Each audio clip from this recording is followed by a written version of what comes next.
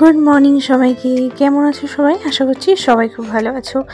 আজকে সকাল থেকে প্রচণ্ড কুয়াশা।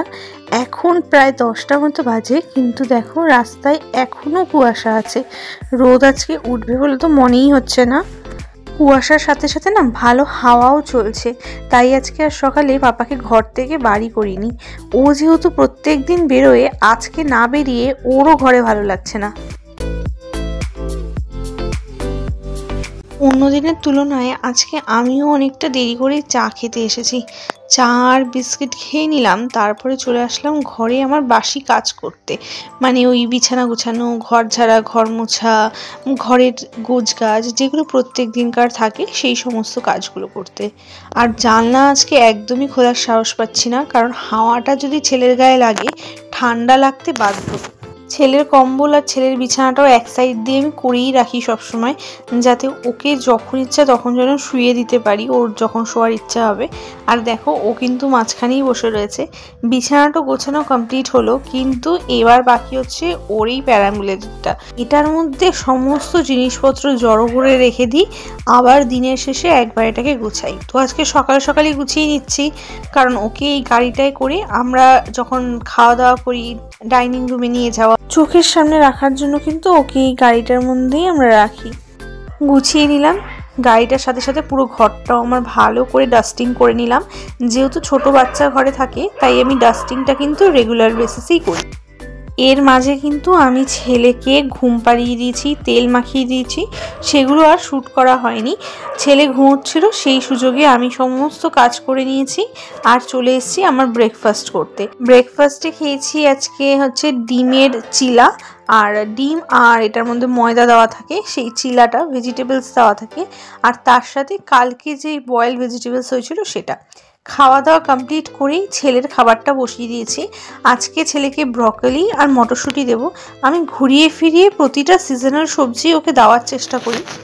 ভালো করে এগুলোকে আগে গরম জলে কিছুক্ষণ ভিজিয়ে রাখবো, তারপরে আবার নর্মাল জল দিয়ে ভালো করে ধুয়ে এটাকে ডাল চালের সাথে সেদ্ধ করে, দেখো সেদ্ধ করে নিয়েছি।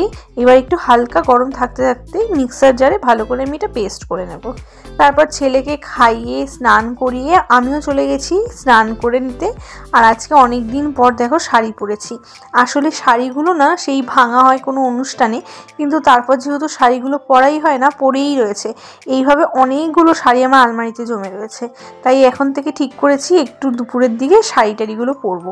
তো দেখো শাড়িটা পরে চুল টুল আঁচড়ে বর বাজারে গেছিলো, ও আসার সময় এই সমস্ত বিস্কিট, আবার কি চকলেটস না, এগুলো ওয়েফার্সগুলো খেতে আমার ভীষণ ভালো লাগে।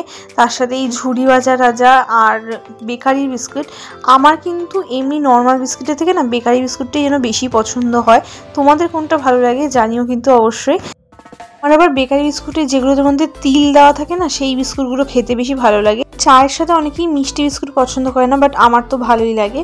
আর নিয়ে এসছে দেখো শীতের সিজন চলে গেছে, এখন শীতের ফুলের গাছ।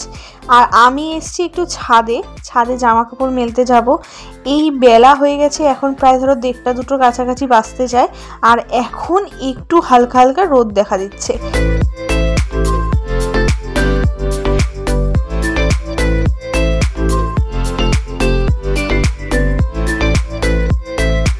নিচে এসে দুপুরে লাঞ্চ করছি। লাঞ্চে আজকে মা ধনেপাতা বাটা দিয়ে ফুলকপি আলু বেগুনের ঝোল বানিয়েছে, আর মাছ, তার সাথে হচ্ছে পেঁয়াজকালি আলু ভাজা।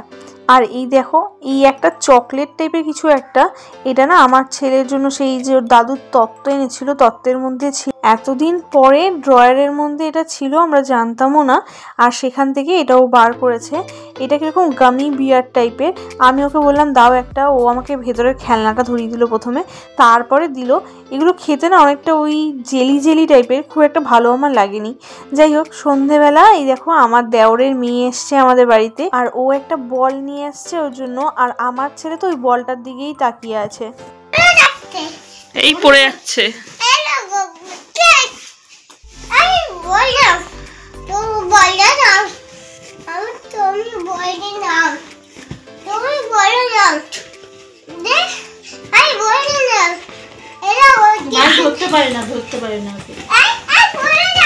ওরা চলে যাওয়ার পর আমরা একটু বাজারে ফুচকা খেতে গেছিলাম, আর মায়ের জন্য দই ফুচকা নিয়ে এসেছি। আজকের মতো টাটা।